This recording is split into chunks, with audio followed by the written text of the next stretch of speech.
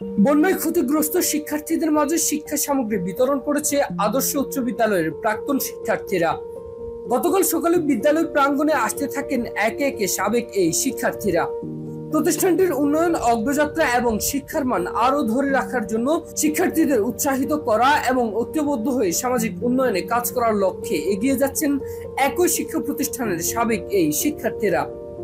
ফেনী সদর উপজেলার দক্ষিণ পূর্ব অঞ্চলের ঐতিহ্যবাহী সুপরিচিত শিক্ষা প্রতিষ্ঠানটি 1972 সালে প্রতিষ্ঠার পর থেকেই শিক্ষার আলো ছড়িয়ে দিয়ে সুনামের সাথে শিক্ষা কার্যক্রম পরিচালনা করে আসছে। এ সময় আলোচনায় উঠে আসে নারী শিক্ষার্থীদের নিরাপত্তা, ইফটিজিং রোধ এবং রাজনৈতিক মুক্ত ক্যাম্পাস, যা বক্তব্যের মাধ্যমে তুলে ধরেন বর্তমান শিক্ষার্থীরা। এদিকে অনুষ্ঠানে প্রধান অতিথি হিসেবে উপস্থিত ছিলেন বিভিন্ন সামাজিক সংগঠনের অন্যতম সমন্বয়ক ইমানুল হক। অনুষ্ঠানে সভাপতিত্ব করেন একই শিক্ষা প্রতিষ্ঠানের প্রধান শিক্ষক মাসুদ হারুন উর রশিদ।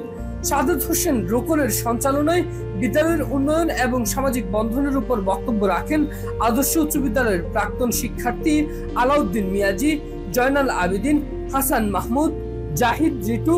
এ সময় উপস্থিত ছিলেন জামাল উদ্দিন, প্রধান শিক্ষক আদর্শ শিশু নিকেতন, সেক্রেটারি কামাল উদ্দিন, আরিফুল ইসলাম, ওমর ফারুক, শরীফুল ইসলাম, ইমাম উদ্দিন ইমন। বা মাদক বা এই টাইপের যত রকম অনিয়ম আছে এগুলি আর হবে না।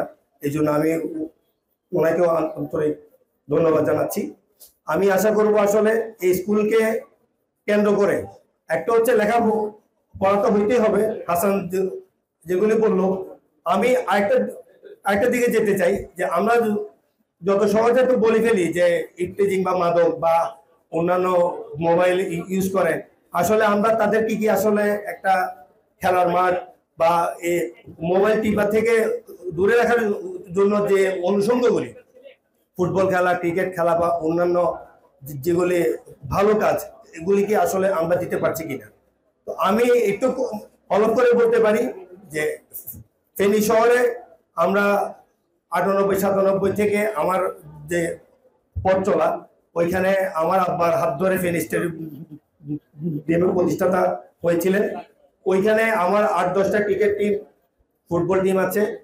আমি কারাতে একমাত্র ফেনীতে আমরা আন্তর্জাতিক পুরস্কার এনেছি কারাতে স্কুল, ওইটা আমি চালাই। এর উপরে ক্রিকেট অ্যাসোসিয়েশন আছে আমার।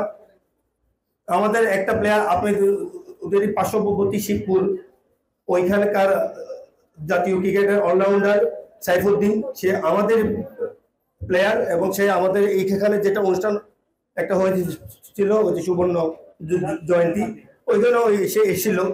আমি আশা করব আজকের পর থেকে আপনারা যদি আমার সহযোগিতা চান, এখানে যে বিসিসিবি জেলা ক্রিকেট কোচ আছে রবিন, সে আমার ফ্রেন্ড, আমরা একসাথে ক্রিকেট অ্যাসোসিয়েশন করি। ক্রিকেটের যদি এখানে কোনো কোচিং এর প্রয়োজন হয়, আজকে থেকে আমি কথা দিলাম যে ক্রিকেট কোচ এবং ক্রিকেট একাডেমি। এরপর একটা তো ফুটবলের যিনি বাফুরের কোচ আছে দীপক দা, উনিও আমার খুবই ক্লোজ লোক। এখানে ফুটবল ও ট্রেনিং যদি প্রয়োজন হয়ে থাকে, আমি ইনশাল্লাহ ওটারও সাপোর্ট দিব। নিয়মিত শিক্ষকদের কথা শুনবা আর মেয়েদের স্ত্রীদের ব্যাপারে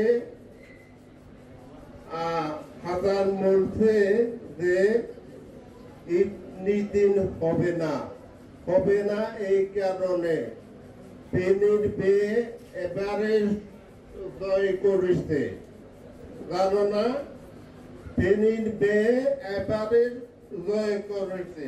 তোমাদেরকে ইফতিজিং করলে তোমরাই প্রতিহত করবা। আজকে দেখবা আমার সবাই সহযোগিতা করবে। আমি বারবার তোমাদেরকে বলছি, তোমরা ইফতিজিং এর শিকার হলে আমাকে আসি বলবা। আমি